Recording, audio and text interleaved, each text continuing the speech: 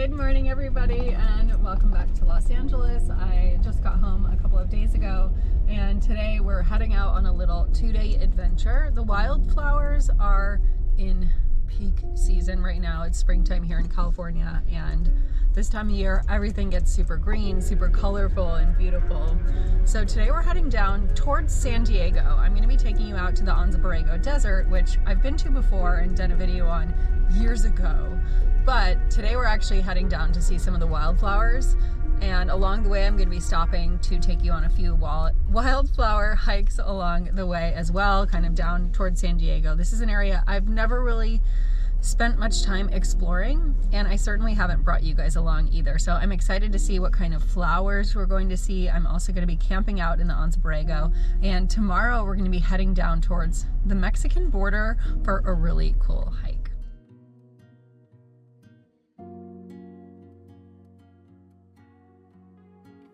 Are we there yet? It's 11:30 now.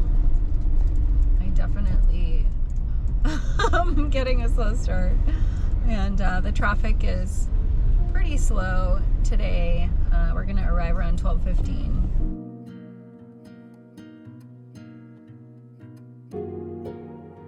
Okay, we just arrived at our first stop. We're in the town of San Marcos, and purple everywhere. This is actually just a really small local park.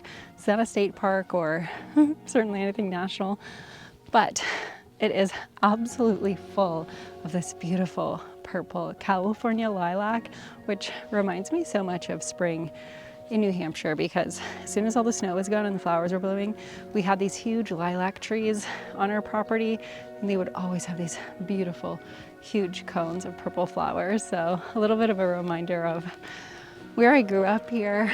Super beautiful.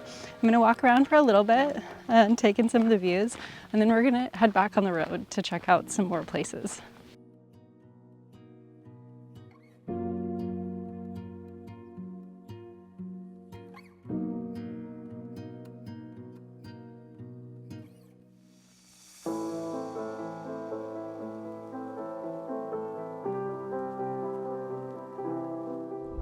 This area of California is so beautiful, and it's certainly a place that I don't visit very often. I was over here last year around the same time when I was out with the team from Chevrolet testing out their new line of Chevy Colorados, and we did some cool 4x4 trails in the area. Right now it's so beautiful. There's farmland everywhere, horses and cattle, lots of places you can pull over and shop at little farm stands. And there's lots of vineyards and wineries as well. So this is definitely a spot I might need to come back to and do a little weekend getaway, especially this time of year. But we've got about 30 more miles until we get to the Anza Borrego desert. And when we get there, I'm gonna quickly set up camp and then head out to the flower fields to try to catch some of the beautiful colors at sunset.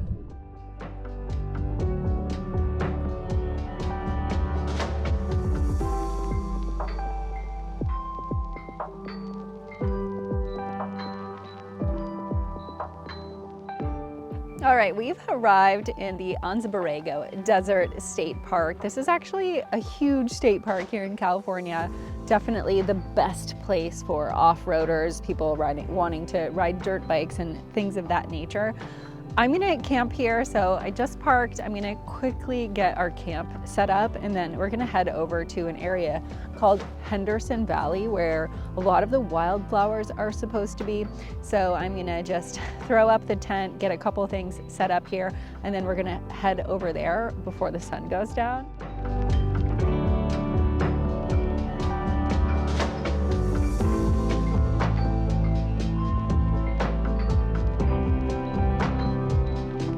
Sun is starting to go down, so we've got to get on the move.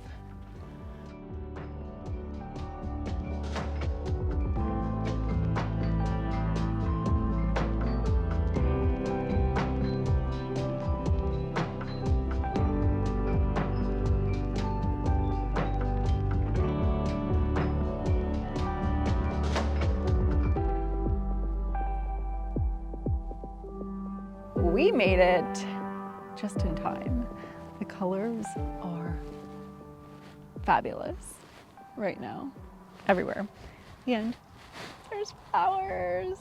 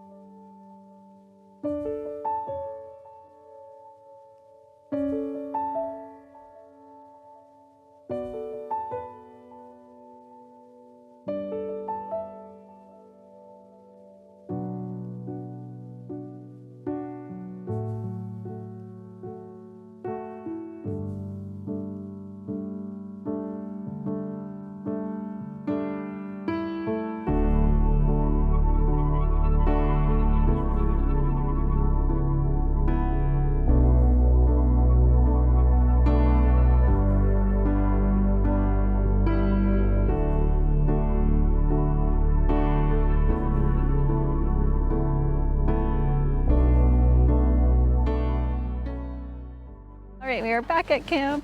I've got some ambiance going here. And I'm gonna get some dinner going in a minute. So when I was getting ready to come out here, I was looking for a few things and realized that now that they were actually in my car the whole time.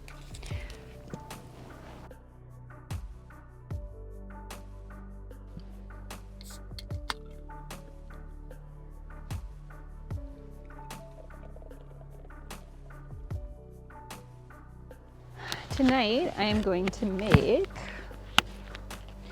some tomato soup, which I brought from home.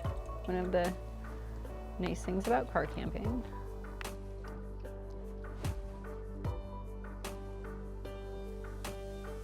And while that's cooking, I'm gonna have an appetizer. Well, this may not be the most glamorous cookout or the most Instagram camp life, camp dinner, but it's all I need. I threw a couple crackers in here, had a cocktail. Life is good. Literally just heard so many coyotes out here. Of course, now they've quieted down.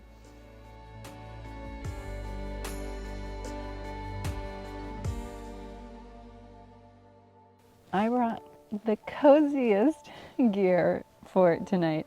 I actually brought a gymnastics mat from home. And this is going to be my mattress for tonight. I am so excited.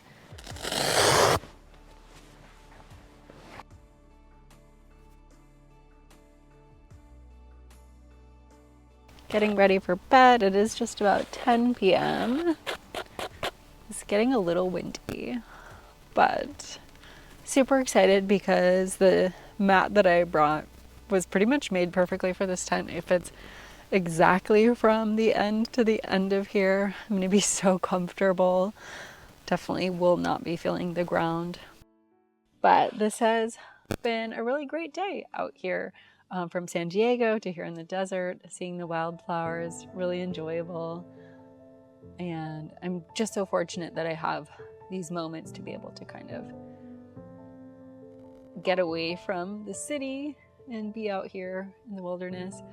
Nothing beats staying up late and seeing the stars and just watching the constellations.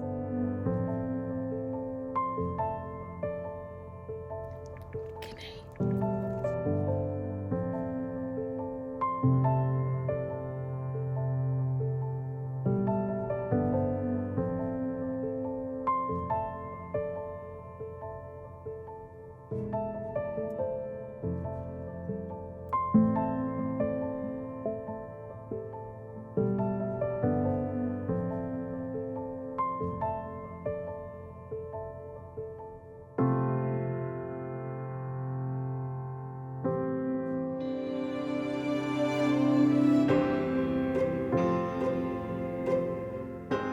Good morning, everyone. Had to wash my face and brushed my teeth before I was ready to talk to you guys this morning. I did not sleep great. It was mostly my fault because I actually didn't tie down two of the most important parts of my tent. So they were flapping a lot in the wind, and I just never really felt like getting up and dealing with it in the night. So, lesson learned. I mean, I've learned that lesson, I think, many times. And sometimes I still don't do it. I will say the stakes of my tent, though, are terrible. And I have like a couple replacement ones, but they're super expensive. So I only have a few, and they were at the bottom of my bin last night. So I actually didn't find them until I had already set up the tent, and then I just got lazy. But this morning we are heading out on one of the drives here in the park. Now there's 500 miles of dirt roads here in this park, which are great for 4x4s and dirt bikes. They are, however, not OHV trails, so you do have to have a highway legal vehicle. I think it's a green tag, which is needed to be on dirt bikes. I'll have to double check that. And then obviously a high clearance vehicle for a lot of these trails as well that can do 4-wheel drive, because it is a lot of sandy and wash bottom type of roads. So we're going to be heading to another one this morning that is supposed to have a lot of wildflowers, and I'm really excited.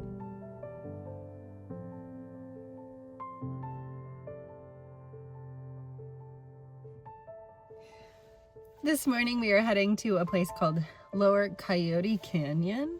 I just got to the beginning of it here, and there is a sign that says that the road is actually closed in about 5 miles. So I'll see how far we can get and whether there are any kind of like offshoots of trails that we can take if the one I was planning on doing isn't open.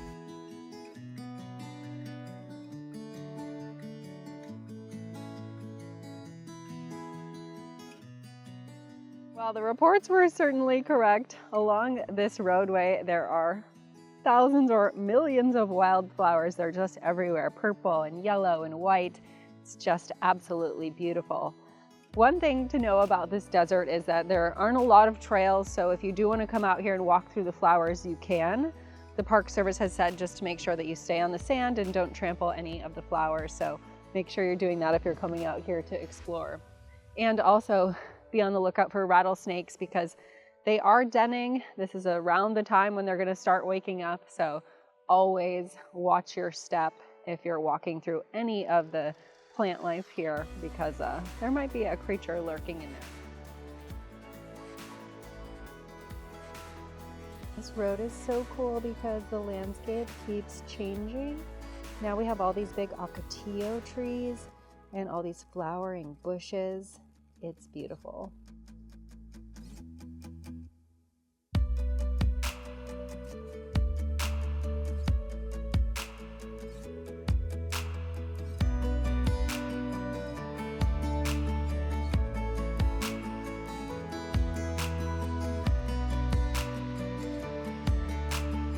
Also entered the realm of the cactus. It's a bunch of cholla cactuses. And that's why that cactus has the nickname the jumping cholla cactus. Because it tends to just jump onto you without you knowing it. Oh dear. I'm not gonna lie, that was actually kind of funny, because I was just thinking about the fact that I was maybe gonna tell you about the jumping cholla cactus. I've talked about them in other videos when I've been in Joshua Tree in Death Valley. They're also called the teddy bear cactus. Not that they're warm and fuzzy, but they're called the jumping cholla because they tend to just kind of jump onto you and attach onto you. And that's just what that one just did on my foot, so pretty funny. This road goes for quite a ways into the desert, 18 miles in total. At the front it did say that the road was actually closed 5 miles in, but I feel like I've gone farther than that, and there's still plenty driving to do here. What a beautiful spot. Definitely doable for, I think, most vehicles, but high clearance definitely preferred. I've basically only seen high clearance vehicles along this road and some Subarus. So if you've got a regular 2-wheel drive car with low clearance, I wouldn't try it. but do you?